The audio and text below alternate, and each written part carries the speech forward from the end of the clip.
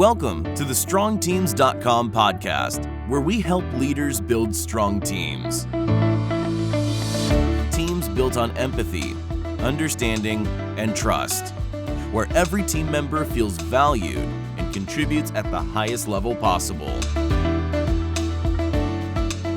Welcome to the StrongTeams.com podcast. My name is Steve Neesmith. And I'm Rodney Cox. And Rodney, our guest today on the podcast is Bob Hasson. Bob is a CEO, author, and podcaster. In addition to his entrepreneurial accomplishments for decades, Bob has been active as a consultant and a board member for churches, ministries, nonprofits, and school boards. He's authored several books like Business of Honor, Wired to Hear, and his most recent title is Shortcuts, The Proven Path to Purpose, Excellence, and Calling. And last but not least, Bob co-hosts the Exploring the Marketplace podcast, which, by the way, ranks in the top 100 of all Christian podcasts. Bob, thank you for joining us today on the StrongTeams.com podcast. Stephen, Rodney, I'm so honored to be here with you. Thank you for having me. You know, Bob, I'd like to add my welcome. I'm so excited about our conversation today, especially through some of the little kibitzing we were doing coming in. I think we'll just have a really good time and be able to transfer some interesting concepts to our listeners here today. You know, Bob, for our guests that really don't know you, I'd like for you to maybe share with our listeners a little bit more about you personally, your background, your family background, and so on. Well, I have one younger brother. We grew up, we're Jewish by heritage, grew up with no religion at all. When I was 17, my younger brother accepted Jesus and started talking about this Jesus, and I had to go find out what it was about. And so on Easter Sunday in 1977 at Chuck Smith's Calvary Chapel, I accepted the Lord, got baptized in Pirates Cove, and went on the journey. All that to say, I've made all my mistakes as a believer. And I know the grace of Jesus probably more than anyone else, because I've made a lot of them in my life. And I'm 63 years old today. I've been married to my wife, Lauren, for 35 years. I've got 2 boys, 2 girls, 2 grandkids, and I am just living the most incredible life. So Bob lived I just saw the movie, The Jesus Revolution. So Bob lived it. As a matter of fact, Stephen, right here in my office, Lonnie Frisbee was a good friend of mine till from 1984 till his death, and I have a picture of a rabbi. He was an artist. And I asked him to draw me or paint me this a traditional rabbi for my heritage, and when he unveiled it to me, it's on a lambskin. There's a sheepskin, and there's a rabbi with he's holding the Bible, and it's not traditional at all. And I was like, Lonnie, what is this? This isn't traditional. And he goes, oh, bro, it's got so much prophetic stuff in it. You're just gonna love it. And he explained all the prophetic, and it's really cool to have it in the office and remember that season in my life. So, Bob, tell us a little bit about your professional journey. You're the founder and CEO of a large painting company, correct? Yeah, it's so interesting. When I was going to college, I was playing sports. I had knee surgery. I was recovering from the knee surgery, and the house that I was living in was being painted, and I was going stir crazy. So I basically said, can I help you? And so I started helping this guy, and he ended up hiring me, and I worked for him about 6 months and thought I could do this. So I had a 64 Volkswagen Bug with surf racks on it, and I put a ladder on it and a paint bucket in the back, and went out and started selling myself as a painter, and I have repented to all those people in the first few years of business where I painted their houses. But what happened, over almost 45 years is this slow progression of building a company. And in the infancy of my company, I would anybody who would have me, I would work for. And as it got to an adolescent company, I started, trying to be a little bit more selective. And now that we're mature, we have culled our list of clients to a handful of Fortune 500 companies, and we do some of the biggest jobs around the United States. And so it's been one of the things that I talk about, especially in shortcuts, is that life is a journey, that it's a process. And in my life, it was 30 years before our company really hit a grand slam. And so there's a lot of singles and doubles, and a triple play and a double play, lots of those, and almost bankrupt. But what I've been able to see over all these decades is the faithfulness of God as we put one step in front of the other and look to the mission that He's called us to. So, Bob, as the founder and CEO of this painting company and growing it over the years, is that what inspired the book Shortcuts? Rodney, that's a really good question. What's really inspired the book Shortcuts was the thousands and thousands of young people that I've talked to over, my time of serving God. And what I've seen since even the advent of social media is younger people who are in a hurry.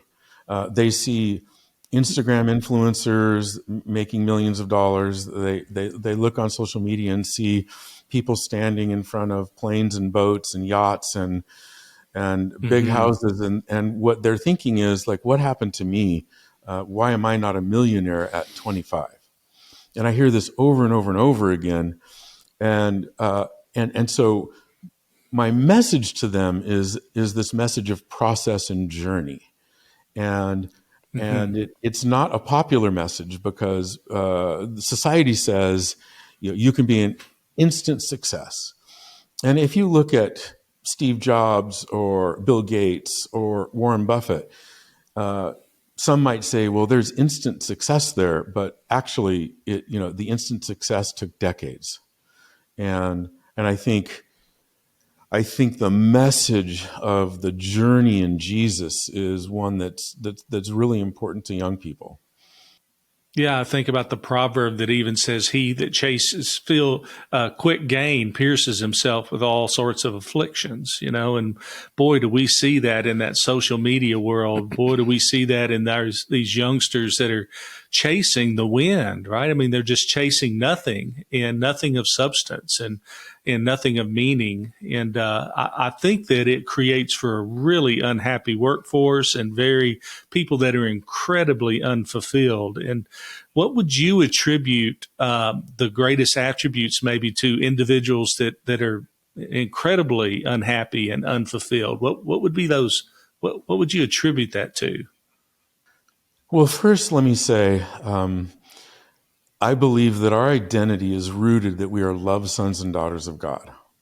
And when we can appropriate that for ourselves in our brain, in our heart, in our spirit, then we can relax in whatever the march to performance and success is. I think people are unhappy because they're in a hurry, and this life takes a long time. We tend to focus on Jesus' 3 years of ministry, but he was on the earth for 30 years as an apprentice, learning how to be a carpenter, learning from his Father on earth and in heaven about preparing himself for his 3 years of ministry. And I don't think we tend to think about that part of Jesus' life, but it's true and it's a reality. And I think that the workforce is incredibly unhappy. There were some phenomena that happened over COVID. For example, quiet quitting. People in the workforce decided they were going to show up to work and do the least amount possible and not do any extra work activity, not get together, not do any continuing education. And that seemed great while people were working from home, but everybody came back to work, and in the last 6 months, we've seen all the major FAANG companies, Facebook, Amazon, Google, they are laying off tens of thousands of people. And who do you think the first people they're laying off are these people who are quiet quitting? So I think that the unhappiness at work as believers, what we need to do is recognize who we are in our identity, love sons and daughters of God, that God has us on a mission, and that where we're planted, even if we don't like our jobs, God's put us there. And so we need to let our character shine before us, and let God's light shine through us. And I'm not talking about evangelism or proselytation or proselytizing. What I'm talking about is showing up and doing a good job. I really like Bob's point. Bob, I like your point about that Jesus spent a lot of years as an apprentice, and I think about that, and I think about he was learning the cultural work ethic and building relationships, learning how to complete a project, so that he would be more prepared to engage other adults in his community. I just think that's great. I've not heard that brought up as an example related to all this. I really appreciate you going there. Speaking of happiness, unhappiness in the workplace, and I do think that what we're all touching on here is that it's really those are symptoms of a bigger spiritual health problem, and at least in this culture anyway. In your book, Bob, you write about 4 keys to finding a role where folks can grow, thrive, and contribute their best work. You use words like gifts, execution, culture, character. Can you briefly unpack these keys for our listeners? Well, yeah. Point 1, gifts and personality. If you're an extrovert and you are working in a cubicle, working on spreadsheets, you're probably not in the right place for you.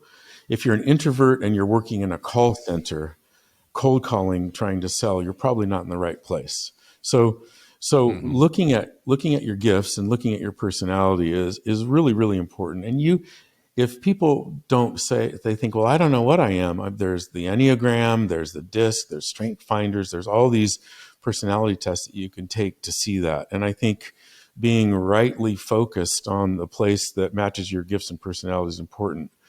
Execution is the second point. That comes to work ethic. In the journey of work, what are you doing? Are you in a place where you're executing, you're working with your team, you're asking your supervisors, is there anything else I can do? You're asking your coworkers, is there anything else I can help you with? Being, like I was saying, the light, what the kind of work is suited for you looks like having our character go before us. Again, the quiet quitters, we're doing the least amount possible. So as believers, if we move through in our work environment, completing our tasks, asking people for help, asking if we can help other people, we are in the 1%. The third is culture. And culture, to me, I strive to build a culture of inclusion, of honor, of love. And people say, well, can you do that at work? Can you do that in a business? Can you bring love into a business? And absolutely. 1 John 4:18 says, fear and love cannot coexist because fear has to do with punishment. Now, how many of us have worked in a punishing environment where we have people climbing over our backs, stealing ideas, making you feel stupid? None of us want to work in a culture like that. And frankly, fellas, in all the consulting that I do, some of the most toxic work cultures are at churches, are at nonprofits, where all these believers are, and they're trying to move over and above people without honor. And so I think culture is a huge thing. As an employee or even an entry-level person, you can bring your culture of love in and you can change the atmosphere. Obviously, if you're in a toxic work environment, get out of that work environment. But do an experiment first and see if the culture of love and Jesus' spirit before you can change the teams you're working on, or even if you're a supervisor or a director, you can let that direct down. And then the fourth area is our character, which we don't talk a lot about in the church. But we quote the scripture, "Let your light shine before men," and so I'll just say that. How many believers do you know that you run into where you would say that person is of high character? It's something that we need to work on. We need to let our yes be yes, our no be no. We need to be honest and straightforward. When we're in a work environment and someone asks something of us that maybe we don't understand or don't know, be truthful and say, could I have a little bit more direction on that? Because you've never asked me to do this. I don't understand what you're talking about. I want to do this task, but I need a little bit more direction. And letting our character shine before us is super important because people are watching. It's amazing how many fear-based cultures are out there, even within the faith sector. And a lot of those tactics really come from poorly prepared, immature leaders that feel like that's the only way to quote get everything done that they need to get done. Where ironically, what we've talked about quite a bit in the past on this podcast, Bob, is that is the supportive, loving cultures that actually produce the most high performing teams that create that retention that you need, so you're not dealing with turnover. How important that the culture is so important. I'm glad you went there. Stephen, in 2013, Google did a study called Project Aristotle, and they went to find the goal was to find out why the highest producing teams are the highest producing teams, and they spent $2 million trying to figure this out. They couldn't figure it out. What they came up with were the teams that cared for each other, the teams that knew each other the best were the highest performing teams. In other words, a culture of love. And I just thought, I quoted that in my book, Business of Honor, because it's just so important that of a culture of love. I was asked to consult with a large church in the Midwest, and I flew out, and I met with the pastor, and he said, my senior team is they're not performing. They're not getting tasks done. And I said, okay, well, I'd love to interview your senior team. So I interviewed, 8 people on the senior team. And what I heard was, to a person, the pastor is rules with fear. He micromanages. He doesn't allow us to work.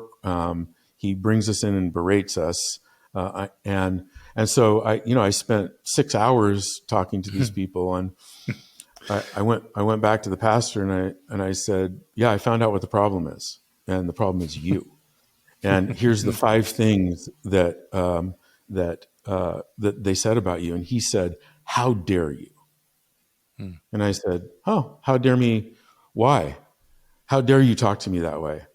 And I said, well, that's exactly the problem, is no one can talk to you. And so, I've flown out here on my own dime. I've got my own, and then he fired me. I said, I've got my own hotel room. You can't fire me because you're not paying me, because I didn't charge you for this. But here's 3 things that you can do to turn your culture around.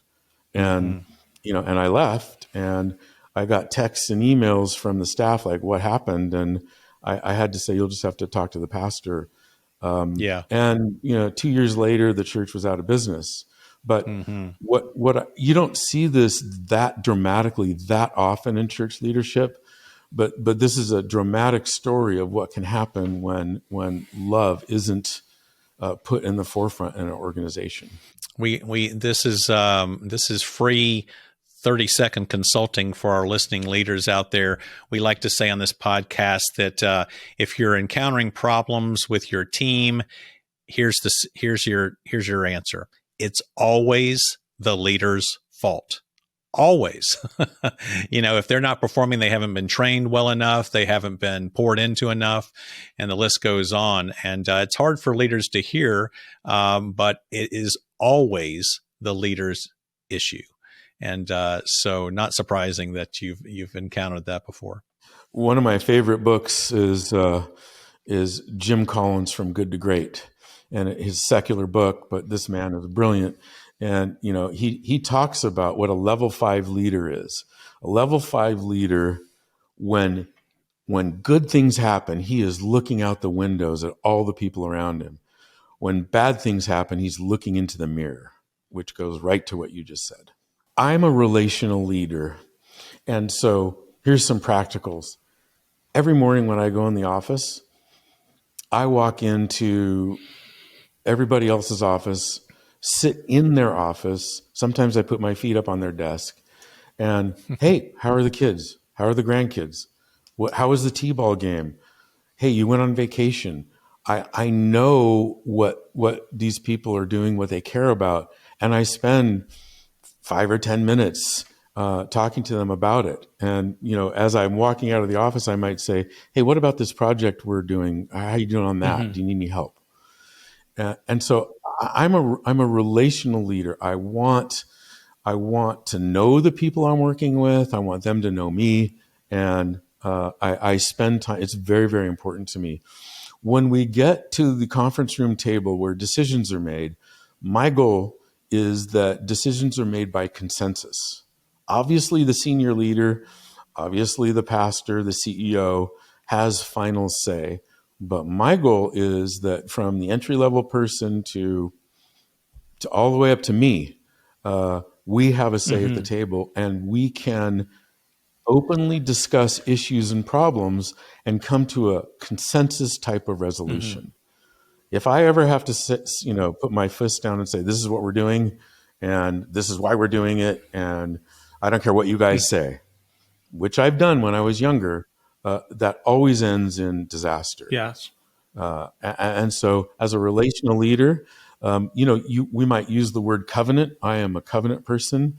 And so in my life, I've got my wife of 35 years, Rodney, you're 40 years, and Stephen, I don't know about you, but I would assume a long time. I'm right at 30 years. Yeah, there you go. It's wow. Almost 100 years of marriage between the three of us. I also have a group of friends that I'm in covenant relationship with that have the ability to speak into my life, because I don't want to know everything. I want to continue to be a learner. I want to shift. I want to adjust. And I think servant leadership is a word that's bandied about a lot, and it's really, really amazing. But as a relational leader, I'm looking not as much how the results happen, but I'm looking for the relationship in between. And going back to that Google study, Google is a secular company. They concluded that relationships and caring about each other on the team leads to the highest performing teams. Yeah. And I think that's biblical. I think that's scriptural, right? As we contribute one to another, that we see the body of Christ become mature. We see it not lacking anything. We see this growth happen as we contribute to one another. Intuitively, we know that our passion should be intertwined into our vocation, but there's a lot of situations that don't enable that, But I think that the power of connecting one's vocation to their passion is so important, especially when it connects to the people and relationships in which they serve with. What is your view on finding passion in the workplace? How do you connect those two? Well, the reason I'm smiling is because chapter 5 is called "Do You Deserve Passion?" And this is something that I hear all the time. I'm not passionate. I'm not passionate about my job, or this company has no social justice causes, or, and the list goes on. And what I have to say is, eventually you deserve passion. But when you come into an entry-level position and you're sweeping up cigarette butts, or you're taking out the trash, or you're on a spreadsheet 80 hours a week, or you're doing things you don't want to do, it's hard to have passion then. The only thing that you can do to find passion in these beginning years is to build relationships with people, with coworkers, because relationships are what, make the world go round. And eventually, as you get, a decade into your job, as you become competent at it, as you understand what you're doing, you'll begin to have passion. We have 24 hours in a day. Let's just use round numbers: 8 hours to work, 8 hours to sleep. And then You have 8 hours to pursue your passion, whether it's ministry related, whether you want to go get water to the rest of the world or feed the homeless or help sex trafficking, whatever it is, you have that time to dedicate to that. For many of us, passion isn't found in our jobs. Our jobs are a way, like Paul did, to tent make, to provide for us and our families. If we're lucky, we really, really like 75% of our jobs. There's 25% of the job that I do that I really don't like. I'm not good at it. It's not in my wheelhouse. And if I can limit that, then I've got a pretty darn good job. And so I think passion is overrated. Do you know where the word passion comes from? Okay, the etymology of the word comes from the passion of the Christ. This is where the word comes from. And what did Christ do? He hung on the cross. That was his passion. So passion comes from suffering. So in order to get to passion, you have to put your time in. And that's hard for people in this society, in some of these generations, to realize that they've got to put time in to get to the place of breakthrough and blessing. I've got to admit, fellas, this is my favorite part of the conversation right now. I agree with everything that Bob has said here, and it's really consistent with everything else you said, Bob. That everything is a process, and these are not your words; these are my words. But nobody promised you a passion match the day you got out of grade school. So much of life is learning, and then eventually you'll parlay that into being in a place in life, personally and professionally, where I agree, where you'll find things that you're passionate about. And if you're lucky, it will be in your vocation. But there's a lot of nobility. There's a lot of things to be proud of about being consistent with your work and honoring your work and honoring your employer and honoring your customers, and the list goes on. And you can find passion in that and really be proud of that. And that's a word for all you folks out there listening that are not, engaged in a job that you consider as a match with your passion. That's all right.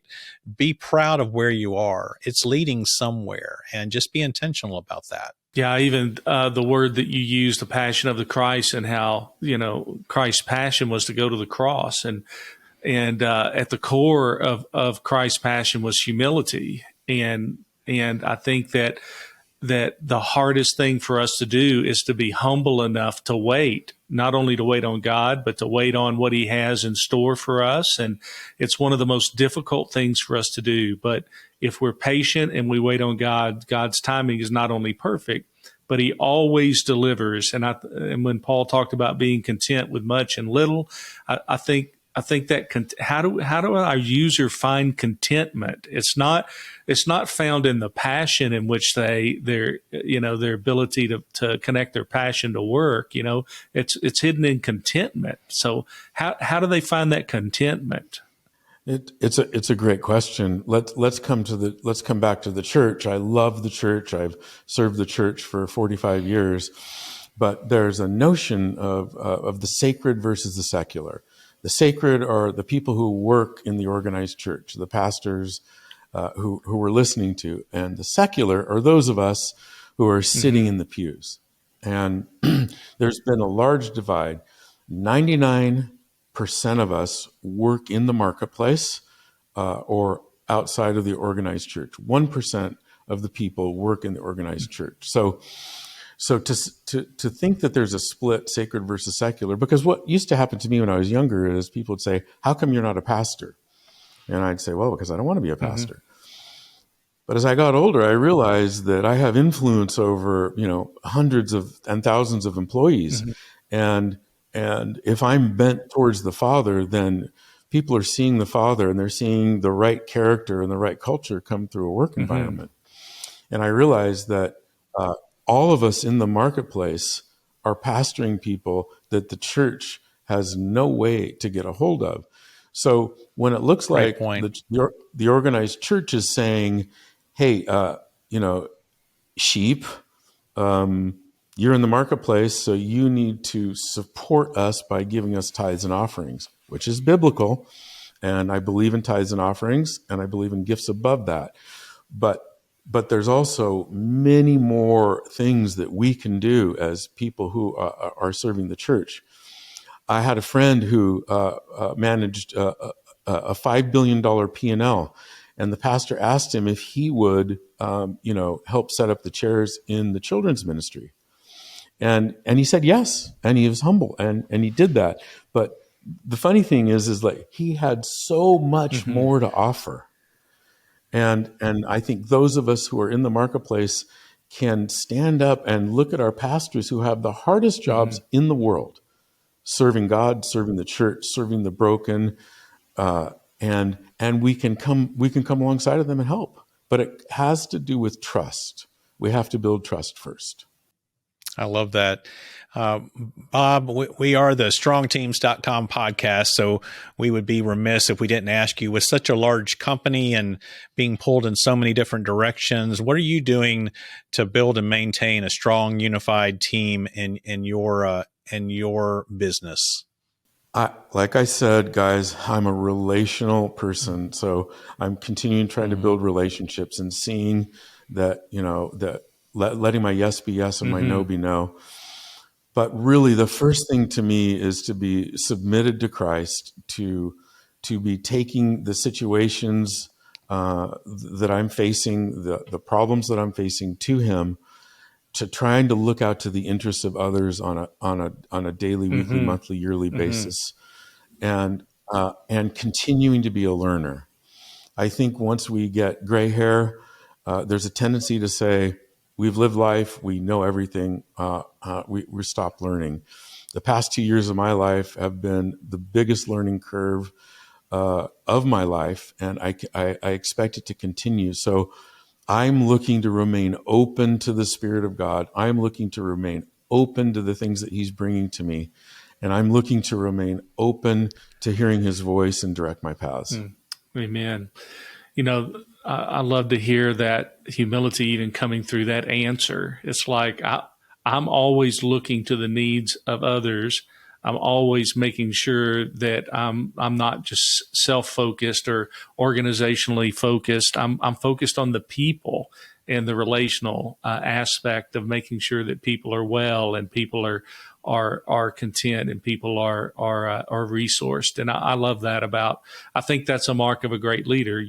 Great leaders are all about removing the obstacles so that others can be productive. And so I think that's beautiful. As we draw our time to a close, I just want to make sure that we have not missed something, Bob, that you really want to talk about. So is there something that we've missed here that you'd like for our listeners to hear today? I just think I simply would like to encourage people. God is on the throne and God wins no matter what the media and what society is saying. I am bullish on where we are and where we're going. And I know that the issues, the problems, the decisions that people are making, that if they take the time to take it to God, to take it to the people that they're in relationship with, that love them, if they get good, wise counsel, God's going to come through. It's happened for me again and again in my life and the lives of my friends. And I believe being in covenant relationship is so important, not to be isolated. Coming out of COVID, so many people are isolated and afraid to get back into relationship or into church. And I couldn't encourage people more. Get back into relationship. Yeah, the relational capital is so important. And it's, I think one of Satan's greatest tools is to make sure that we're not spending time with others, that we're not confessing our sin with one another, we're not walking in the light with each other. And, but we're called to do that, to walk in the light as He is in the light, to confess to one another that we might be healed. And I think that we should be doing that. I agree with you 100%. I love your idea and your thoughts around these covenant groups. And before we close, I'd like to just talk a little bit more about covenant groups. Like how do people sleuth those out? How do you know when somebody fits in one of your covenant groups? Well, I think it's hard. But you have to take a risk. you have to look at someone in your church and take a risk and say, can I buy you coffee? Can I get to know you a little bit better? If you're a younger person, finding someone who is seasoned and saying, boy, I sure could use your advice. Could I take you to coffee? Taking the risk of reaching out to people and getting to know them is I think, even for the most successful, strong-willed people, it's hard because no one wants to get turned down. No one wants to be said, "Hey, I'm sorry."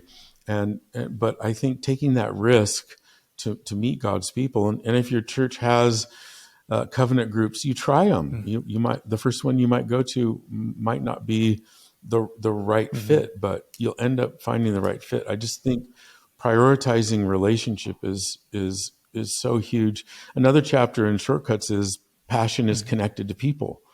And so I think, why do people love a church? It's not because of the four walls. It's generally not because of the worship team and the pastor. It's because of the people inside of it, God's people. Absolutely. So how can our listeners find you online? Well, I'm really active on Instagram at Bob Hasson. You can buy Shortcuts on Amazon or anywhere books are sold. And if you do read the book, I'd love it if you would put a review on Amazon for me. That would help. Well, our guest today has been Bob Hasson. Bob, I want to thank you again for spending time with us today. Our listeners have been blessed.